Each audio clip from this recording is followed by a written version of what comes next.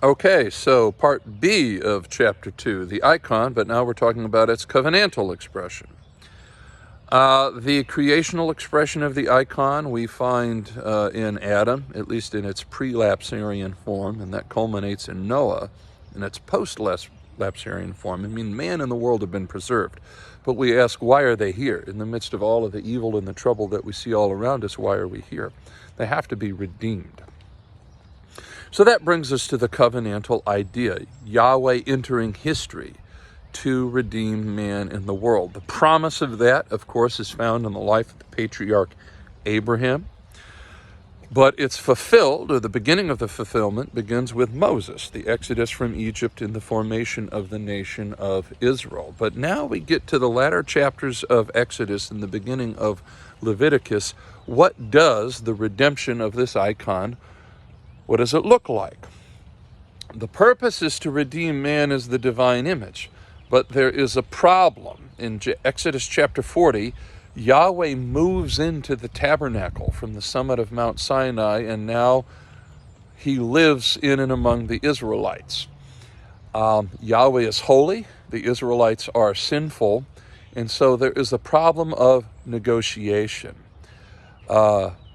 Man's sinfulness is an affront to Yahweh's holiness, and Yahweh's holiness is actually lethal to man's sinfulness. We see numerous examples of that in the Torah, where people who come into too close contact with Yahweh are simply destroyed. We don't know whether they're going to heaven or hell or anything like that, but they're destroyed. They die. And so the formation of the tabernacle means a negotiation between the domain of what is holy and the domain of what is sinful. And in order for man to be redeemed, which is not going to happen overnight, this is going to take a very, very long time, we need an orderly system of access, whereby some people have access to Yahweh's holiness and others don't. Of course, the view in end over the long game is for holiness to cover the earth as waters cover the sea, that all in Israel would be holy. But it doesn't start that way. We start with levels of access, and that's what we're going to talk about next. So in this first section, I want to talk about Yahweh, his holiness, and his act of indwelling the tabernacle, and what impact that has on the Israelite community. Yahweh is from the to be verb.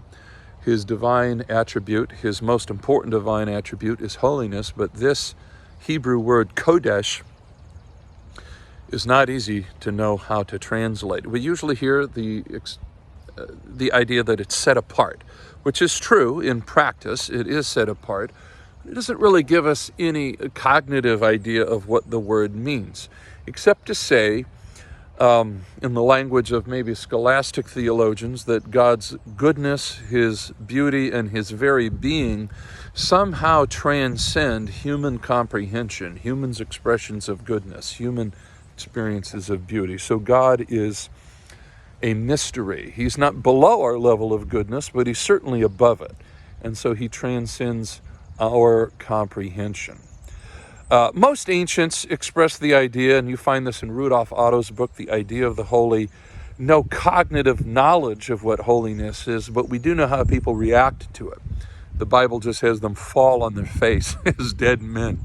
And Rudolf Otto says it is awe, it is reverence, it is fascination, it is powerful experiences of being in the presence of one superior. So all very well and good for the theologians, but there are practical consequences of Yahweh moving in, and that is that holiness is lethal.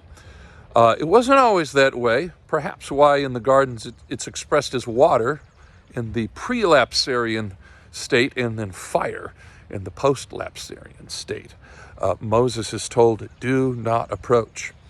The tree is not burnt in the story of the burning bush, but that is because the tree is not sinful, it's not impure. Yahweh's holiness is no harm to it. But as we see throughout the books of Exodus, Leviticus, Numbers, while Yahweh's holiness does not burn up trees, it does kill human beings. So the issue of Yahweh moving in means there needs to be a negotiation. If his holiness is to expand to the community, they can't all just rush into the most holy place and give him a big hug. there is going to need to be a process of negotiation, an orderly process. And that's where we get the idea of different levels of access, which have major importance in the book of Leviticus. So that's what we want to talk about next. Okay, so much for Yahweh and his holiness and his act of indwelling the sanctuary. What of man? What are the three classes? Here we have three major classes in ancient Israel: the priest, the Israelite layperson, and the Gentile, the non-Israelite. And all of them are given different levels of access to Yahweh. The priesthood, actually in the tabernacle, is able to enter the tent enclosure, the holy place. And there is where the menorah is, and the altar of incense, and the bread of the presence. The average Israelite layperson is not permitted in that tent.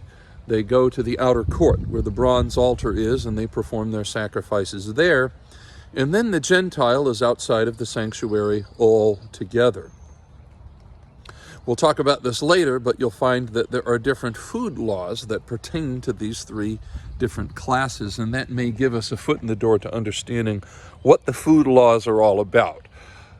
They're not sort of a universal morality pertaining to all people in all places and all times. They definitely are markers of class distinction in access to Yahweh. However, we also learn that there are subclasses beyond those three: the priesthood, the Israelite, and the Gentile.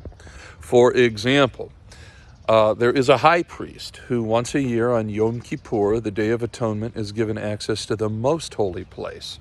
So he has special access to Yahweh.